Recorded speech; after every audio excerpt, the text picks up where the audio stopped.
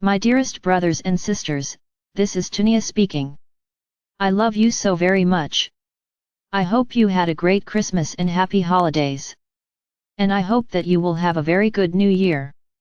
I expect that in 2025 things will finally turn around for the better, including on the physical and practical levels. New Earth may not yet fully unfold in 2025, but things will likely significantly improve during 2025. For today, I want to share something that I hope may be able to help you let go of blocks and barriers, so you can embody love to a deeper degree. In past messages, we have noted that people often don't see reality. Instead they see labels. So for example, a person may see someone who is on the other political side not as another person, but instead they may see them as a Democrat or as a Republican. In that way, they no longer see an individual. Instead, they see someone who is lazy, or someone who is dumb, or someone who is racist, even though they don't actually know the other person. After all, the other person is a Democrat or Republican, and Democrats or Republicans are lazy, or dumb, or racist. Now, I don't want to say that you should never label anyone. After all, your mind is a labeling machine, and if I tell you that you should never label anyone and you accept that statement, then what will likely happen is that you will continue labeling people subconsciously, while telling yourself that you're objective and that you never label people. And then your shadow and your amount of unconsciousness will grow. So instead, I will say that you should be conscious about labeling people. Observe yourself, and if you find yourself labeling people and reacting to those labels, then just observe that you're doing so. And try to be as fair as possible in your words and actions. And today, I will also note that you should also be conscious about your self-labels. Namely, about the labels that you have put on yourself. I'm not saying that you shouldn't apply self-labels, but I am saying that you should be conscious about self-labels. To an extent self-labels are useful. If you earn a living as a programmer, then it's not that bad to label yourself as a programmer. Or, preferably, to label yourself as a person who makes a living via programming. You are more than your job, after all.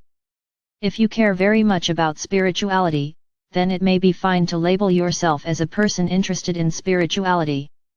That said, I would be slightly careful with labeling yourself as a spiritual person, because that can make it sound like everything you do is automatically the spiritually optimal thing to do, because you are a spiritual person.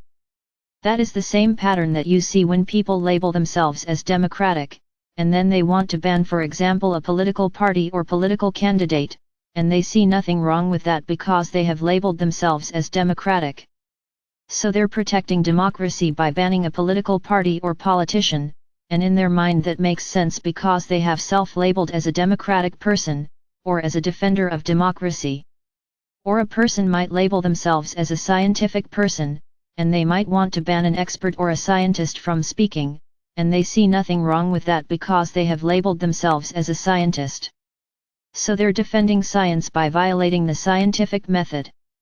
So in that way, positive self-labels can be a bit dangerous, because they can be used to justify behavior that otherwise clearly seems bad.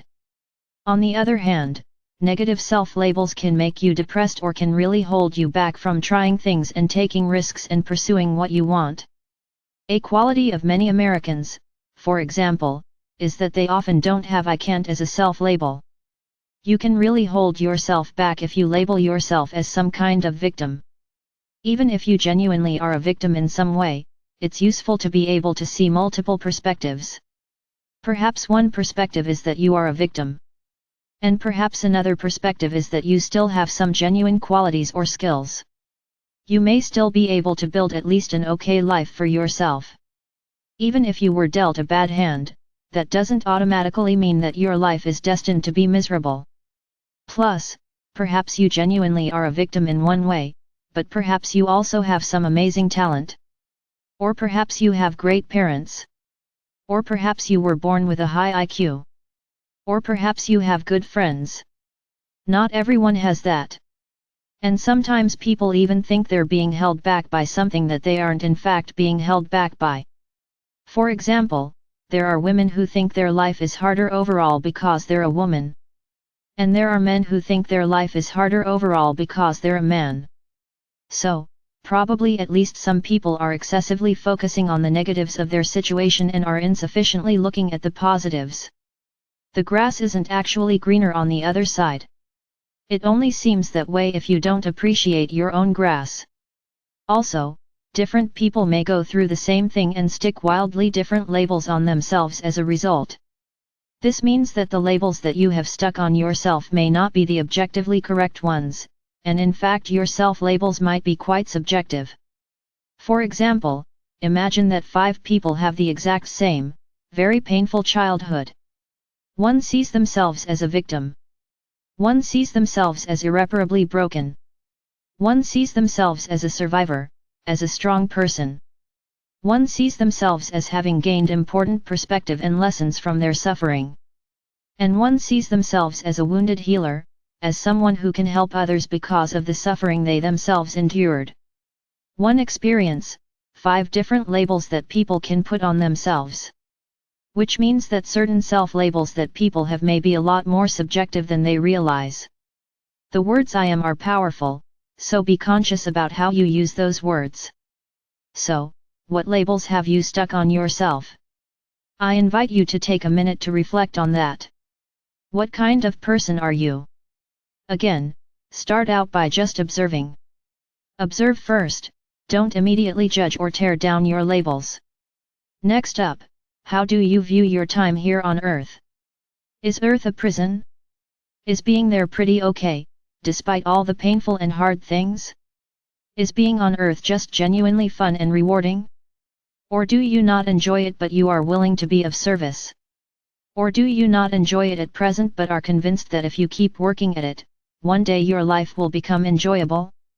If you want to share in the comment section, perhaps anonymously, please feel free to do so. I love hearing what people think. Regardless of how you label yourself, I think you are amazing, and I love you so very much. You are fully worthy of being embraced as you are right now. And I wish you an amazing Christmas, and indeed a great 2025. Your star sister.